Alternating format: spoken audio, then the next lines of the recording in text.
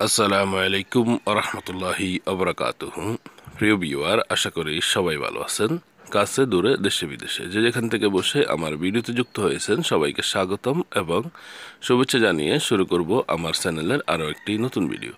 আপনারা যারা আরবি ভাষায় কথা বলা শিখতে চান তাদের জন্য আজকের ভিডিওটি খুবই গুরুত্বপূর্ণ হবে।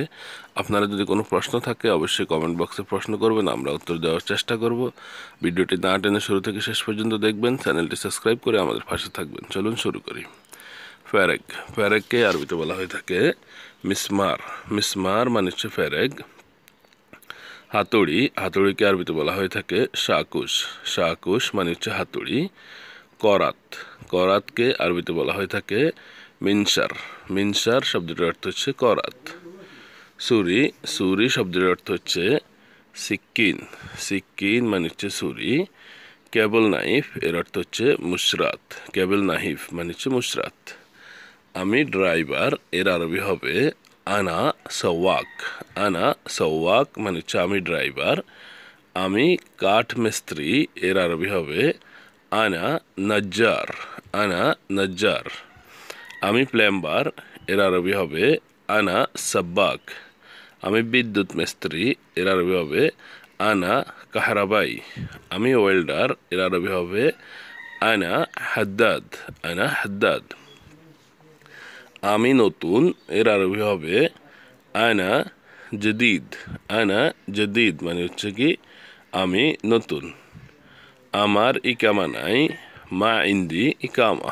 মা ইন্দি ইকামা মানে হচ্ছে কি আমার ইকামা নাই। আমার ছুটি লাগবে আনা আবগা ইজাজা। কত মাস লাগবে কাম শাহার আবগা। 6 মাসের লাগবে আবগা সিত্তা শাহার। আবগা সিত্তা শাহার মানে 6 মাসের লাগবে। আমার লাগবে আনা উরিদ। আনা উরিদ মানে হচ্ছে আমার লাগবে। কি লাগবে এর অর্থ হবে মাদা তুরিদ। আমার কাজ লাগবে আনা আবগা শোগল, অথবা এভাবে বলতে পারেন আনা উরিদ শোগল। আমার পেট ব্যথা বাতন হাগ্গি ওয়াজা। আমার মাথা ব্যথা এর অর্থ হবে ইন্দি সুদাহ মানে হচ্ছে আমার মাথা ব্যথা। জানোয়ার এর আরবি হবে হাইওয়ান। হাইওয়ান শব্দের অর্থ হচ্ছে জানোয়ার। কুকুর এর অর্থ হবে খেলব। খেলব মানে হচ্ছে কুকুর। গরু এর অর্থ হবে বাকারা। বাকারা শব্দের অর্থ হচ্ছে গরু। গাধা এর অর্থ হচ্ছে হিমার। হিমার মানে হচ্ছে গাধা। ঘোড়া, ঘোড়াকে আরবিতে বলা হয়ে থাকে হিসান।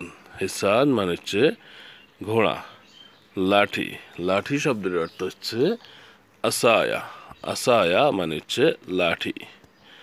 ঝাড়ু এর আরবি হবে মুখনেসা। মুখনেসা মানে হচ্ছে ঝাড়ু। সাবান, সাবানকে আরবিতে বলা হয়ে থাকে সাবুন। সাবুন মানে হচ্ছে সাবান।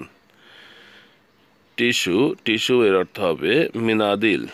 ব্রাশ, ব্রাশ শব্দের ব্রাশের অর্থ হচ্ছে ফর্সা। ফর্সা মানে হচ্ছে ব্রাশ। রাস্তা, রাস্তা শব্দের অর্থ হচ্ছে তরিক। তরিক মানে হচ্ছে রাস্তা। আঁকাবাঁকা এর অর্থ হচ্ছে ফি লাফাত অথবা লাফাত। যদি বল স্বাভাবিক এর অর্থ হবে আদি। আদি মানে হচ্ছে স্বাভাবিক। শুনুন এর অর্থ হবে ইসমা। ইসমা মানে হচ্ছে শুনো অথবা শুনুন। মানুষ, মানুষকে আরবিতে বলা হয়ে থাকে ইনসান। ইনসান মানে হচ্ছে মানুষ। লোহা, লোহা শব্দের অর্থ হচ্ছে হাদিদ। হাদিদ মানে হচ্ছে লোহা। পাথর, পাথর শব্দের অর্থ হচ্ছে হাজার। হাজার মানে হচ্ছে পাথর। পাহাড়, পাহাড়কে আরবিতে বলা হয় জিবাল। জিবাল মানে হচ্ছে পাহাড়। আকাশ, আকাশকে আরবিতে বলা হয় সামাহ। সামাহ মানে হচ্ছে আকাশ। জমিন, জমিন শব্দের অর্থ হচ্ছে আর্দ। আর্দ মানে হচ্ছে জমিন। সাবি, সাবি শব্দের অর্থ হচ্ছে মিফতাহ। মিফতাহ মানে হচ্ছে সাবি। বিদ্যুৎ, বিদ্যুৎ শব্দের অর্থ হচ্ছে কাহরাবা। কাহরাবা শব্দের অর্থ হচ্ছে বিদ্যুৎ। লাইট, লাইটকে বলা হয়ে থাকে ল্যাম্বা। ল্যাম্বা মানে হচ্ছে লাইট। আলো এর অর্থ হবে নূর। নূর মানে হচ্ছে আলো। অন্ধকার এর অর্থ হবে দালমা, দালমা মানে হচ্ছে অন্ধকার। দরজা এর অর্থ হবে আল বাব, আল বাব মানে হচ্ছে দরজা। জানালা এর অর্থ হবে সুব্বাক, সুব্বাক মানে হচ্ছে জানালা। সিঁড়ি, সিঁড়িকে আরবিতে বলা হয় দারাজ, দারাজ মানে হচ্ছে সিঁড়ি। দেওয়াল, দেওয়ালকে আরবিতে বলা হয়ে থাকে জিদার, জিদার মানে হচ্ছে দেওয়াল। তালা, তালাকে আরবিতে বলা হয় গফুল, গফুল মানে হচ্ছে তালা। চেয়ার, চেয়ার শব্দের অর্থ হবে কুরসি, কুরসি মানে হচ্ছে চেয়ার। চেয়ারগুলো এর অর্থ হবে কারাসি, কারাসি মানে হচ্ছে চেয়ারগুলো। টেবিল, টেবিল শব্দের অর্থ হচ্ছে তাওলা, তাওলা মানে হচ্ছে টেবিল। সোফা, সোফা শব্দের অর্থ হচ্ছে কানাফ, কানাফ মানে সোফা। পর্দা, পর্দা শব্দের অর্থ হচ্ছে সিতারা, সিতারা মানে পর্দা। তো বন্ধুরা, ভিডিওটি দেখার জন্য অসংখ্য অসংখ্য ধন্যবাদ। ভিডিওটি কেমন হয়েছে, কেমন লেগেছে সেটা অবশ্যই কমেন্ট বক্সে কমেন্ট করে জানাতে ভুলবেন না। বন্ধুদের মাঝে ভিডিওটি শেয়ার করবেন, যাতে করে আপনার বন্ধুরাও আমাদের ভিডিওটি দেখে শিখতে পারে। আল্লাহ হাফেজ।